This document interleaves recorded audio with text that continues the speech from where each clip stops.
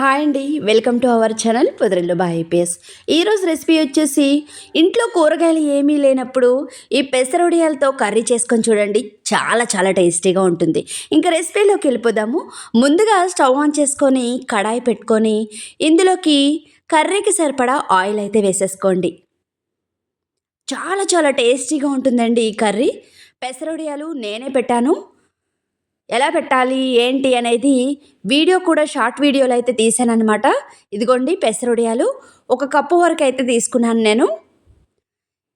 Oil heat అయిన తర్వాత లో ఫ్లేమ్లో పెట్టుకొని ఈ పెసరొడియాలు అనేది ఫ్రై చేసుకోవాలి.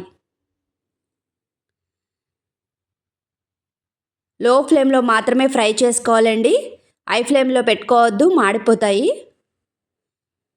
ఈ విధంగా ఫ్రై అయితే సరిపోతుందండి. ఇప్పుడు ఒక గిన్నెలోకి తీసేసుకుందాము ఈ వడియాలు. ఈ పెసరొడియాలు సింపుల్గా ఎలా ప్రిపేర్ చేసుకోవాలనేది షార్ట్ వీడియోలో అయితే 2 పార్ట్స్ అయితే చేసి అయితే పెట్టానండి. ఎవరికైనా కావాలి అంటే డిస్క్రిప్షన్లో లింక్ ఇస్తాను, చూసేసేయండి. ఇప్పుడు ఇదే కడాయిలోకి 1 స్పూన్ జీలకర్ర, అలాగే కొంచెం కరివేపాకు వేసుకొని ఫ్రై చేసుకోవాలి. ఫ్రై చేసుకున్న తర్వాత ఒక 3 పెద్ద ఉల్లిపాయలు చిన్న చిన్నగా కట్ చేసుకొని వేసుకోండి. ఉల్లిపాయలు కొంచెం ఎక్కువగా ఉంటే టేస్ట్ చాలా బాగుంటుంది. అలాగే ఒక 4 పచ్చిమిర్చి సన్నగా కట్ చేసుకున్నవి, అలాగే ఒక 3 టమాటాలు చిన్న చిన్న ముక్కలుగా కట్ చేసుకొని వేసుకోండి. ఇవన్నీ వేసుకున్న తర్వాత బాగా కలుపుకోవాలి. కలుపుకున్న తర్వాత లో టు మీడియం ఫ్లేమ్లో టమాటాలు ఉల్లిపాయలు మెత్తబడేంత వరకు కుక్ చేసుకోవాలి. ఈ పెసరొడియాల కూర అన్నంలోకి, చపాతీలోకి చాలా చాలా టేస్టీగా ఉంటుంది. మధ్య మధ్యలో ఇలా కలుపుతూ ఉండాలి. టమాటాలు, ఉల్లిపాయ మెత్తబడితే సరిపోతుందండి.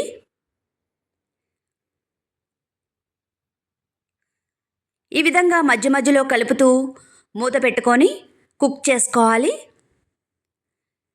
ఈ విధంగా టమాటాలు, ఉల్లిపాయలు మెత్తబడితే సరిపోతుందండి. ఇప్పుడు ఇందులోకి మనం వేయించుకున్న వడియాలను అయితే ఇందులోకి వేసుకోవాలి. పెసరొడియాల్ని వేసుకొని ఒక్కసారి కలుపుకోండి.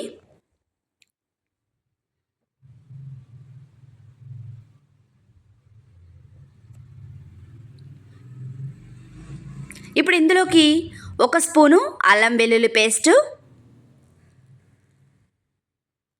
ఇప్పుడు కొంచెం పసుపు వేసుకొని అల్లం వెల్లుల్లి పేస్టు పచ్చివాసన పోయేంత వరకు ఫ్రై చేసుకోవాలి. ఈ కర్రీ అంటే నాకు చాలా చాలా ఇష్టమండి. కర్రీ చాలా చాలా టేస్టీగా ఉంటుందన్నమాట. ఇంట్లో కూరగాయలు ఏమీ లేనప్పుడు ది బెస్ట్ కర్రీ. ఒకేసారి వడియాలు పెట్టేసుకొని పెసరొడియాలు, కూరగాయలు ఏమీ లేనప్పుడు ఇలా టేస్టీగా కూర చేసుకొని తింటే ఆహా అనాల్సిందేనండి. అంత టేస్టీగా ఉంటుంది. మరి ఈ పెసరొడియాలతో మనం పులుసు చేసుకోవచ్చు, అలాగే ఎగ్ కర్రీలోకి వేసుకోవచ్చు, వంకాయ పెసరొడియాలు కూడా వండుకోవచ్చండి. చాలా చాలా యమ్మీగా ఉంటుందన్నమాట. ఇలా పచ్చివాసన పోయిన తర్వాత ఇప్పుడు ఇందులోకి మీరు స్పైసీ ఎంత తింటారో దానికి తగ్గట్టుగా కారం వేసుకోండి. అలాగే 1 స్పూను ధనియాల పొడి వేసుకొని బాగా కలుపుకోవాలి.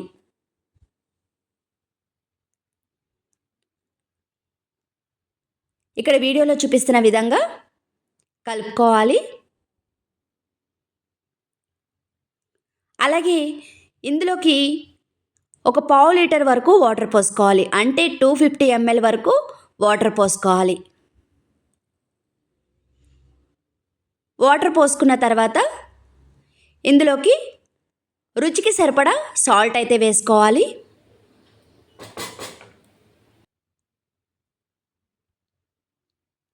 ఒకవేళ చూసుకోండి, మీరు ఒకవేళ సాల్ట్ కానీ కారం కానీ సరిపోకపోతే యాడ్ చేసుకోండి. సాల్ట్ వేసుకున్న తర్వాత ఒకసారి ఈ విధంగా కలుపుకొని మూత పెట్టుకొని మీడియం ఫ్లేమ్లో కుక్ చేసుకోండి. మీడియం ఫ్లేమ్లో దగ్గర పడేంత వరకు కుక్ చేసుకోవాలి. చూస్తున్నారు కదా, ఒక 10 మినిట్స్లో మనకి కర్రీ అనేది దగ్గర పడిపోతుంది. ఈ విధంగా దగ్గర పడితే సరిపోతుందండి కర్రీ. ఇప్పుడు ఇందులోకి కొంచెం కొత్తిమీర వేసుకోవాలి.